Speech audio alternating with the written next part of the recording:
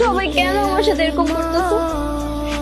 কেউ আর আমাকে এখন আগের মতো ভালোবাসে না, সবাই আমার সাথে খারাপ আচরণ করে, সবাই শুধু আমাকে এখন সন্দেহ করতেছে। কিন্তু আমি তো কিচ্ছু করিনি, আমার তো এখানে কোনো দোষ নেই।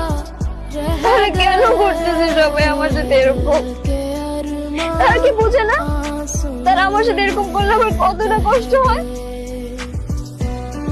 তারা যদি আমার সাথে এরকমই করে তাহলে আমি আর এই বাড়িতে থাকবো না, চলে যাবো এখান থেকে, অনেক দূরে চলে যাব।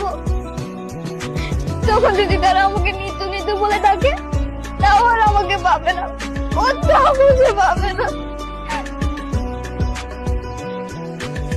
जिसने पूछा हमसे बिछड़े यार का, কিরে মন্টু, जिसने তোর চাচি पूछा বলছে